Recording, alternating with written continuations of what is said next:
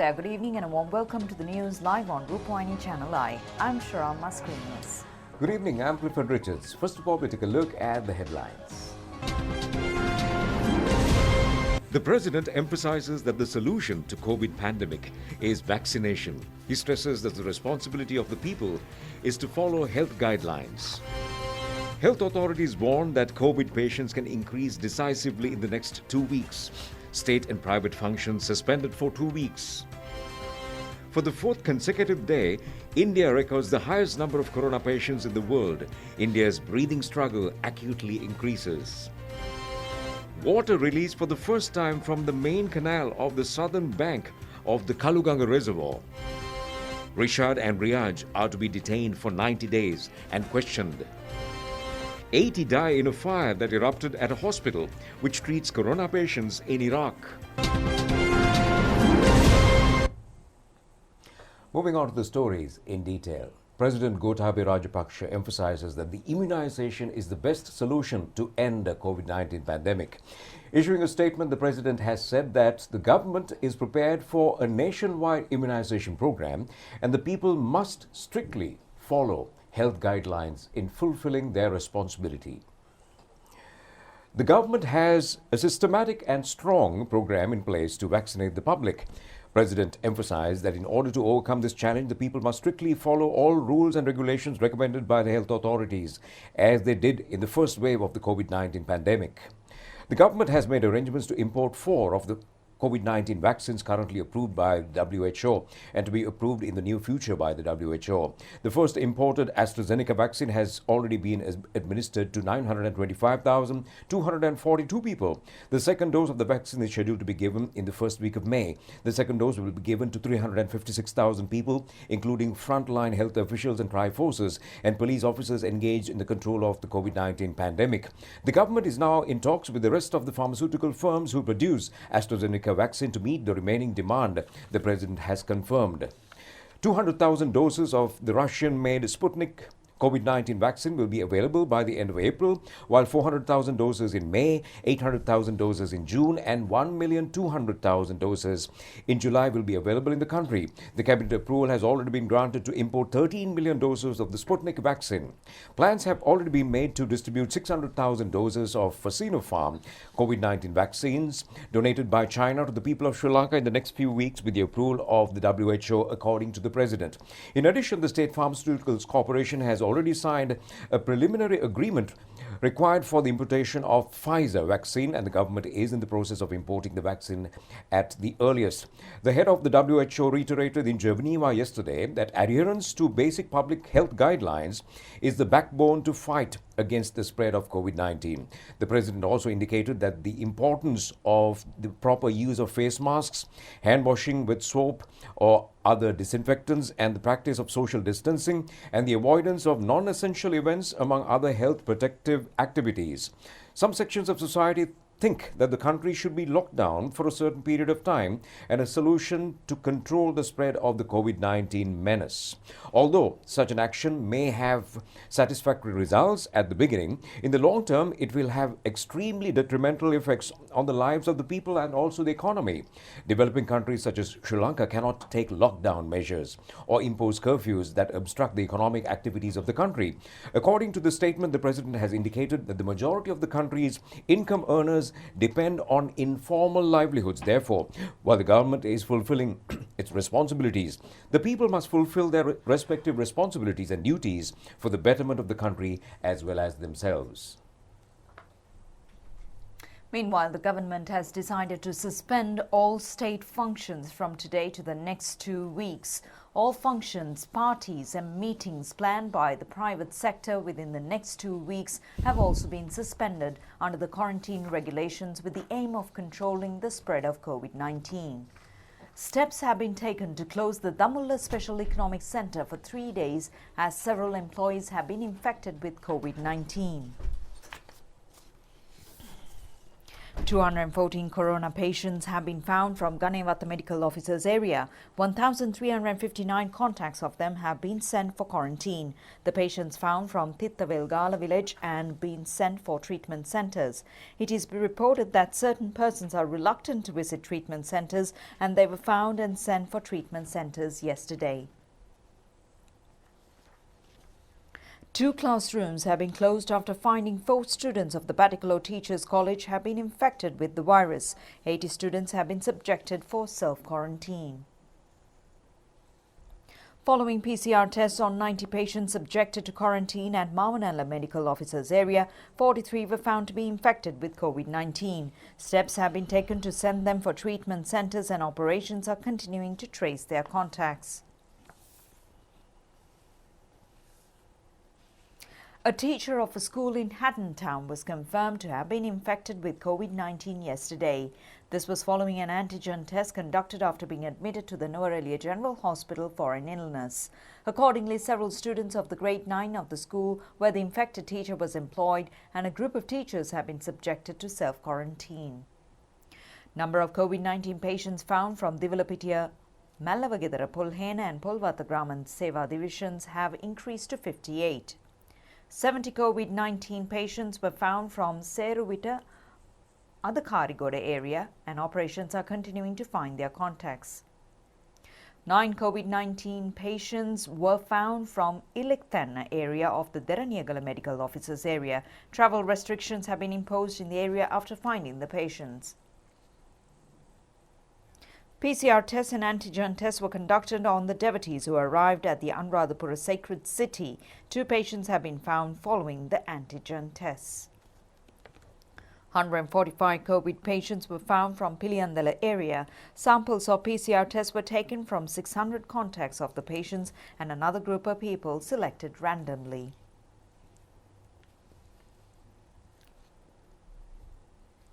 Two COVID-19 patients have been detected after conducting antigen tests on 100 persons in Batticaloa town.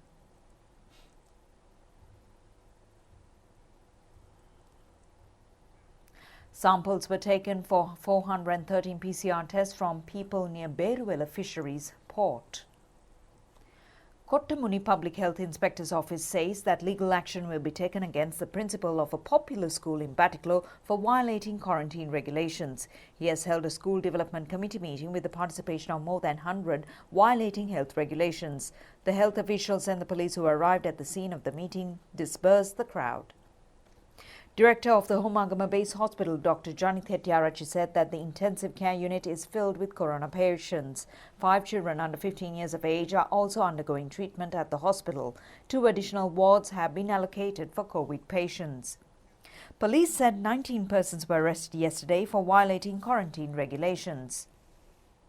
Police warned today persons and drivers who did not wear masks in Beruwela police area. Individuals who were without masks were given masks free of charge. Another 650 COVID-19 patients were detected in the island today. 156 fully recovered patients have left hospitals today.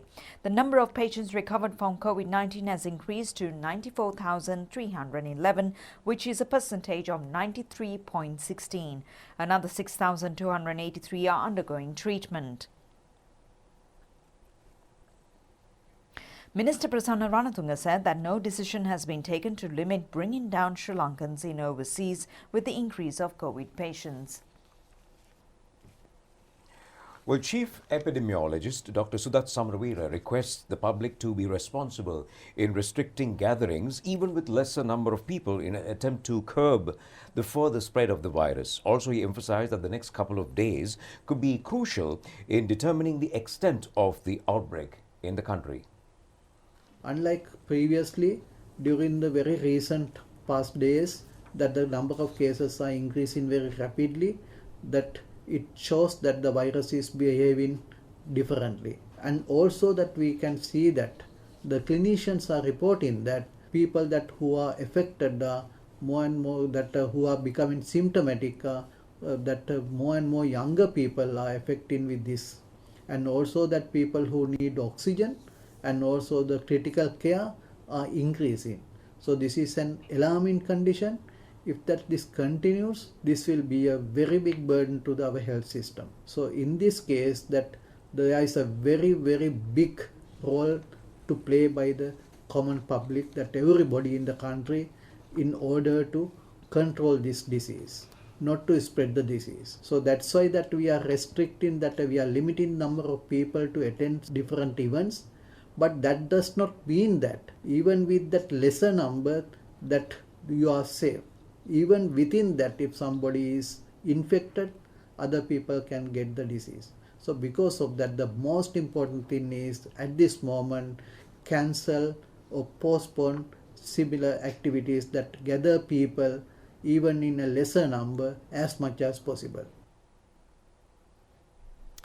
And to bring you the COVID-19 update from India now, for the fourth day in a row, India has set an unwelcome world record for a new coronavirus infections, with more than 349,000 more cases in the last 24 hours and another 2,700 lives lost. The wave of the cases has left hospitals running out of critical oxygen supplies, and the government has taken measures to obtain oxygen to New Delhi, not only from other parts of the country, but also overseas. Oxygen factories in India are being pushed to their limits as overwhelmed hospitals begged for oxygen supplies on Saturday. The country's coronavirus infections have soared in what is being described as a tsunami by the Delhi High Court, setting a world record for cases for a third consecutive day. In Lucknow, the capital of India's most populous state, Uttar Pradesh, queues snaked around the corner at oxygen factories, with people holding empty cylinders, hoping to fill them up with oxygen for patients. At a nearby hospital, staff member Amit Verma told reporters that the situation was desperate. Only 3 cylinders are left and 4 have expired. You can see for yourself if you don't believe me. There are bodies lying in the hospital, and this whole truck is filled with empty cylinders. The Indian government had itself declared it had beaten the coronavirus in February, when new cases fell to all-time lows. However, health experts say the country became complacent as the government lifted restrictions that allowed big social gatherings and political rallies. Meanwhile, the Indian government has asked Twitter to take down dozens of tweets, including some by local lawmakers, that were critical of India's handling of the outbreak. Twitter responded and withheld some of the tweets as the government made a legal request to the company. It followed the government's emergency order to censor the tweets. India has hit a rate of 1 COVID-19 death in just under every 4 minutes in Delhi, as the capital's underfunded health system buckles. The government has deployed military planes and trains to get oxygen to Delhi from the far corners of the country and overseas, including Singapore. And now moving into Iraq, at least 82 people have been killed and more than 100 injured in a fire that broke out in the coronavirus intensive care unit of a Baghdad hospital today, as public anger erupted demanding the prosecution of high-level Iraqi officials. The blaze at the Ibn al-Khatib hospital at the Iraqi capital was sparked by an accident, they say, that caused an oxygen tank to explode. More than 24 people were killed after a fire broke out at a hospital in Iraq's capital, Baghdad, on Saturday. That's according to medical sources at 3 nearby hospitals, who also added that the hospital had been equipped to house COVID-19 patients. They said the fire occurred after an accident caused an oxygen tank to explode. Dozens of others were also injured in the fire. Patients not injured during the incident were being transferred out of the hospital. One official said the fire has since been put out. Video on social media showed citizens joining firefighters as they searched a smoke-filled ward for more survivors. At least 90 people have been rescued from the hospital out of 120, state media said, quoting a government official. Iraq's healthcare system has been stretched thin during the global health crisis. That's on top of decades of sanctions, war, and neglect. The health ministry says more than 1 million people have been infected and more than 15,000 dead so far. On to local stories now. Water from the main canal of the southern bank of Kaluganga Reservoir was released today for the first time under the patronage of Minister Chamal Rajapaksa. The water issued today for the first time for Yala season of 1,300 families settled under the Kaluganga project. After releasing water, Minister Chamal Rajapaksa made an inspection tour of the place.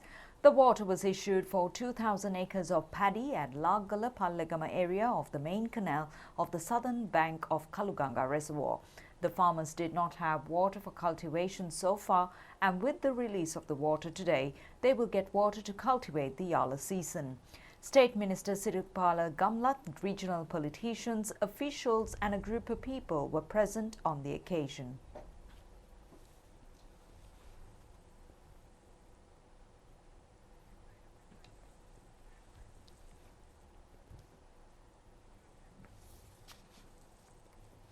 Well, police say that action will be taken to question former Minister Rishad Badiuddin and his brother Riaj Badiuddin on a 90-day detention order. The police media spokesman DIG Ajit Rohana said that a detention order for 72 hours was taken yesterday according to the Terrorism Preventive Act. It has been found that the duration is not sufficient when considering details related to the incident and analysing evidence. The CID is taking measures to obtain a 90-day detention order according to the Terrorism Preventive Act. They were arrested based on evidence on the charges of aiding and abetting the Easter Sunday attackers. රැඳුම් නියෝගයක් ලබා ගැනීමට නියමිතව තිබෙනවා. ඒ සම්බන්ධයෙන් අවශ්‍ය කටයුතු අපරාධ පරීක්ෂණ දෙපාර්තමේන්තුව මගින් සිදු කරමින් පවතිනවා. පුද්ගල සාක්ෂි, පරිවේශනීය සාක්ෂි, විද්‍යාත්මක සාක්ෂි, තාක්ෂණික සාක්ෂි, අස්පර්ශ සාක්ෂි උපයෝගී කරගෙනයි මොවුන් මේ ආකාරයට ප්‍රාස්කු ප්‍රහාරයේ ඝාතකයින්ට ආධාර අනුබල දීමේ චෝදනාව. People in the area say that several development projects at Haldamulla Velamvita village in Badulla, where the Gamasamaga Pilisandara program was launched, have been completed. They pointed out that the remote village was developed with the intervention of the president. Solutions to many economic and social problems of the people at Badulla Haldamulla Velamvita village have been given. President Gotabaya Rajapaksa intervened to find solutions to unresolved problems of the village on the 25th of September last year. Accordingly, solutions have been given to problems related to schools, electricity, transport and drinking water. An electric fence has been erected as a solution to the wild elephant problem. The people say that the issues were solved due to the intervention of the president. ground එකක් ලබා දුන්නා පාර වතුර විදුලිය කෝලට තව ගොඩනැගිල්ලකුත් ලබා දුන්නා. ಭಾರದೂರ ಕಾರ್යක් ජනාධිපතිතුමා අතින් සිද්ධ වීම ප්‍රදේශයේ ජනතා. Minister Professor G.L. Peris has pointed out that creating trilingual schools will contribute to the development of education and to understand each other. The new swimming pool of the Kotte Rahula Vidyalaya was opened under the patronage of Minister Professor G.L. Peris. He said that the school will be developed as a trilingual school. Minister Dinesh Gunawardena, Western Province Governor Roshan Gunathilaka, Principal of the Kotte Rahula Vidyalaya, and the teaching staff were present on this occasion.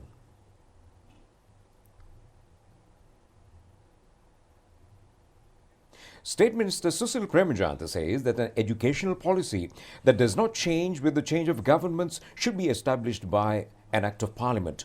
The State Minister mentioned this while taking part in a capacity development program of principals at Mipe Paduka Educational Leadership Development and Management Faculty. State Minister Piyal Nishanta and Secretary to the State Ministry Upali Sedar were present on the occasion. A discussion took place today on the activities and development affairs that should be done by 2025 according to the Vistas of Prosperity Policy Statement. The discussion was headed by Minister Pavitra Banyarachi, Secretary to the Ministry of Health. Major General Sanjeeva Munasinghe, Director General Dr. Asel Gunawardena and officials were present at this discussion. A request has been made to the management of the private hospital where MP Harin Fernando is staying not to keep him at the hospital unnecessarily. The request has been made by a group of members of the Patriotic United National Party. A group of people, including leader of the Patriotic United National Party, Sugat Heva Patirana, arrived at the private hospital today and made the request. Leader of the Patriotic United National Party, Sugat Heba said that MP Harim Fernando has said he knows information about the Easter Sunday attack, including the mastermind of the attack. However, when he was summoned by the CID, he has gone and got admitted to the hospital.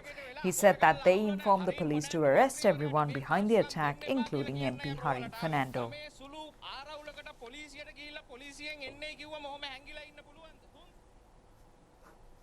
Sundara Nuwara Salalihini Wasante, jointly organised by Rupavahini Corporation and the Nuwara Municipal Council, has been cancelled considering the prevailing pandemic risk.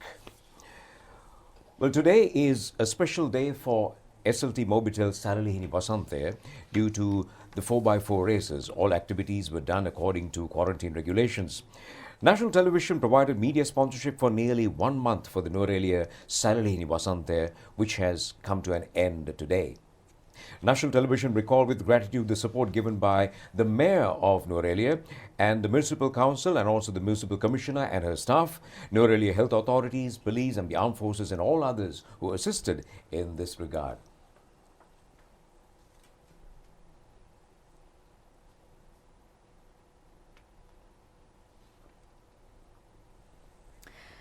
The inaugural show of the Utturu Sulanga film was screened recently. It is the first cinema creation of a young teledrama director, Chamara Janaraj Piris.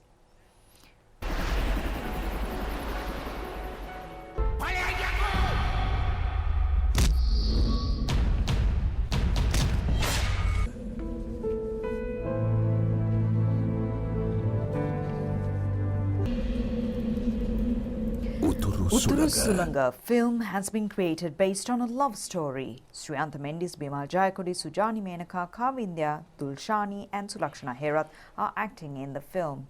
Inaugural screening took place recently at Liberty Cinema in Colombo under the patronage of Minister Bandula Gunawardana.